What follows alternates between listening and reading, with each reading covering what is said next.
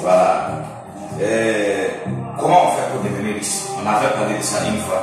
Aujourd'hui encore, on va encore parler de ça encore une fois. Comment on fait pour devenir riche?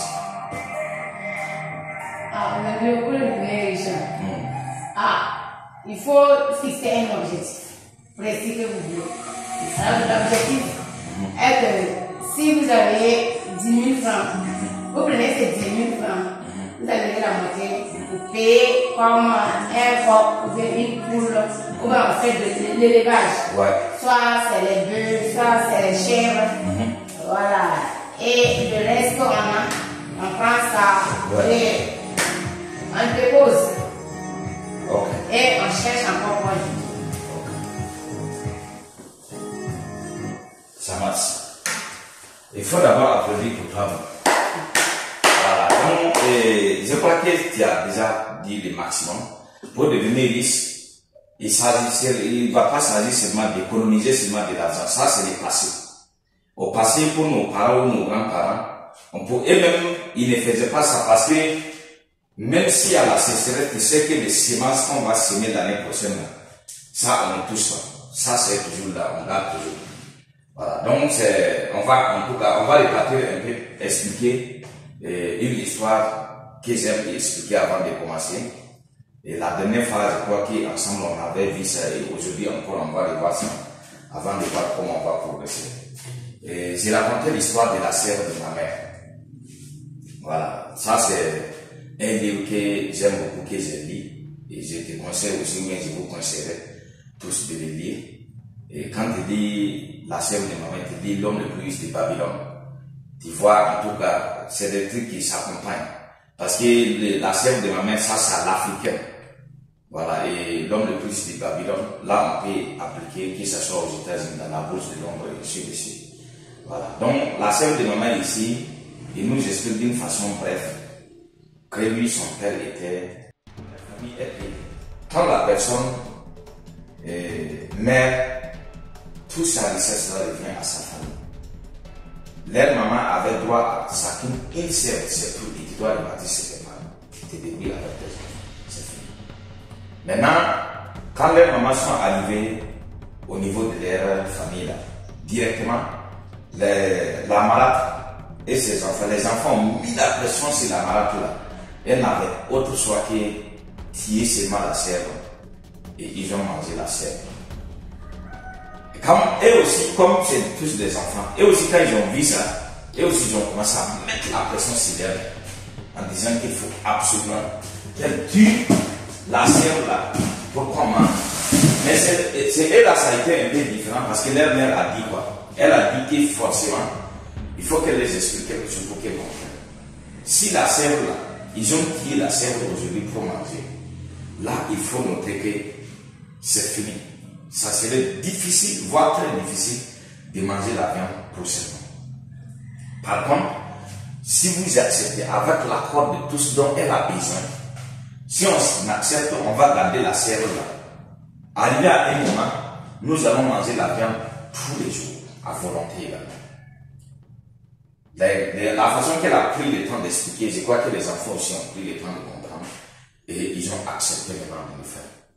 Maintenant, quand ils ont gardé la sœur, ça veut dire que tout le monde maintenant qui garde, quand il s'amuse avec ses sœurs, c'est toute la famille qui est derrière toi. Elle dort même dans la maison avec eux. Au sang là, la sœur est au milieu en patence. Donc c'est comme ça la sœur a commencé à mettre bas. Finalement, en quelques mois, ils se sont retrouvés avec un troupeau de sœurs. Voilà. Donc c'est dans ça maintenant qu'ils ont payé sa scolarité. Jusqu'à lui, il est allé à l'université, il a fini en philosophie. Et à sa grande surprise, sa maman qui n'est pas allée à l'école est encore plus intelligent, plus économiste, intelligent financièrement que lui encore. Parce que lui, quand il a fini, il avait des dossiers, il avait ses diplômes qu'il promenait pour déposer. Même les simples stages là, il ne trouvait pas d'emploi, même pas l'emploi. Maintenant, il a commencé à se questionner comment on devient riche. Comment on devient riche. Maintenant, il a commencé à travailler dans un coin où il gagnait quelques dollars. Mais il a tout fait dans ça pour économiser. C'est dans cette économie-là qu'il a pu maintenant ouvrir sa boutique. Mais ce n'est que le début du combat. Parce que là, quand il a ouvert sa boutique là, Lui et sa femme, il paraît qu'avec leur premier fils même, c'était dans la même boutique là qu'ils dormaient même, et c'est la même boutique aussi qu'ils étaient là. Donc ils se sont débrouillés comme ça, jusqu'à ils ont économisé.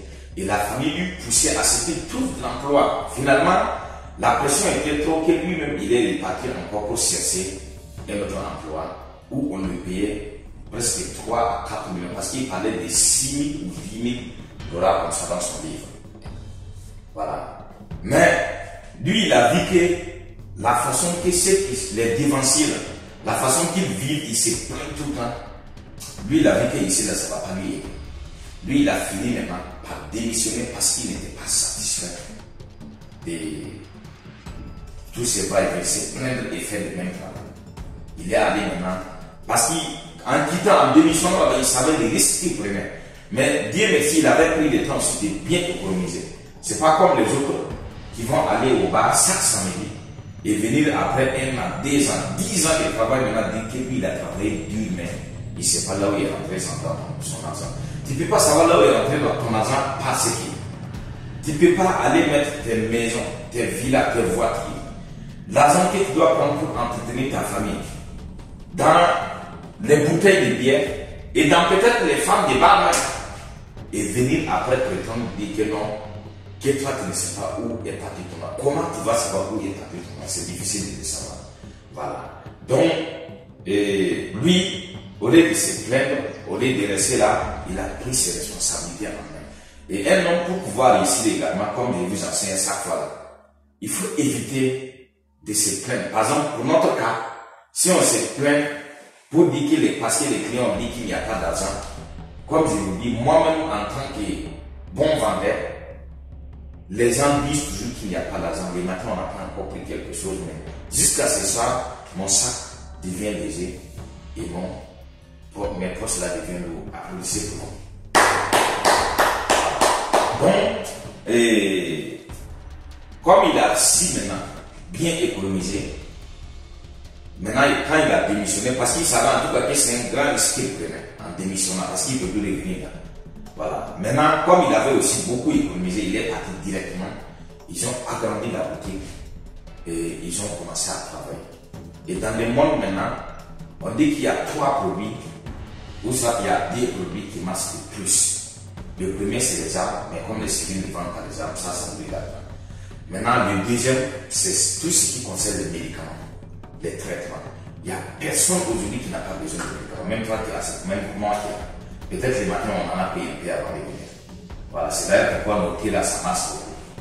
Voilà, donc, je crois que très bientôt, on va aussi passer aux médicaments traditionnels, ainsi de suite, et ça ira beaucoup. Voilà. Donc, mais aujourd'hui, là où on va voir comment réellement devenir riche. Comment réellement devenir riche, ça s'explique de plusieurs manières. Il y a Idriss Abdelkarim qui dit que ça c'est dans ses conférences, dans ses vidéos YouTube également, qu'il en parle. Il dit que pour devenir riche, tu te mets entre la population et l'État. On peut voir ce cas-là ici au Burkina Faso avec certains immobiliers entre-temps. Ils sont plus là. Voilà. Et qui étaient dans ces positions-là. Et ils se sont fait des milliards. Lui-même, il a expliqué, mais il dit que c'est pas la bonne manière. Parce que ça, c'est le style des mafias. C'est eux qui endettent les États, qui endettent également les États. Aujourd'hui, nous sommes Burkinabés, on entend des cadeaux. Il dit qu'il nous a donné cadeau, il nous a rien donné. C'est des prêts qu'on va payer même avec des intérêts énormes. Voilà. Donc, en même temps, c'est un banditisme. Quand on parle de se mettre entre l'État, et c'est une façon de devenir ici, rapidement même. Et il y a plus d'argent que quiconque. Voilà, parce que l'emploi est mis entre l'État et la population. Et il y a les va-et-vient, l'argent circule entre là. Et toi, forcé, tu vas sortir en tant que riche. Voilà. Donc, comme on avait promis aussi les dimanches de voir le marketing digital, on va voir tout ça, en tout cas. Donc, mais dans notre cas aujourd'hui, quand nous allons parler de comment devenir riche, on va s'appuyer sur l'actionnariat populaire que nous avons parlé hier. Actionnariat populaire, que si tous les Burkinabés savaient, ils allaient Moi, je dis que tu devais être capable de vendre ta maison pour prendre investir dans l'actionnariat populaire et aller louer même. Parce que quand ça va commencer à payer, c'est énorme. Comme je vous le disais hier, vous voyez aujourd'hui, quand on fait des recherches, on va voir qu'il y a plus de milliardaires aux États-Unis que dans tout autre pays. C'est bien vrai que les Arabes passent avec les milliardaires, mais en tout cas, c'est comme s'il y a des critères qui font qu'on déclasse les Arabes. Mais on prend plus les Américains. Donc, ils ont des milliers et des milliers de milliardaires suivis des Chinois, des Indiens, des Russes, Français, ainsi de suite. Voilà. Mais qu'est-ce qui les a rendus réellement riches? C'est pas le fait d'économiser les 10% comme prétend dire la plupart des livres. Ça commence par là, parce qu'avant tout, il faut gagner d'abord de l'argent. Avant tout, il faut d'abord de l'argent. Maintenant, quand tu gagnes de l'argent et que tu as déjà économisé, il ne faut pas laisser l'argent dormir. Parce que tant que l'argent dort, c'est que ça perd la valeur. Mais on a tendance à nous dire que c'est des produits qui sont devenus chers. Mais en réalité, ce n'est pas les produits qui sont devenus chers, c'est l'argent qui a perdu sa valeur. Voilà. Mais les économistes, les banquiers ne vont jamais nous dire que l'argent a perdu sa valeur. Jamais ils vont nous dire ça. Voilà. Donc c'est ça.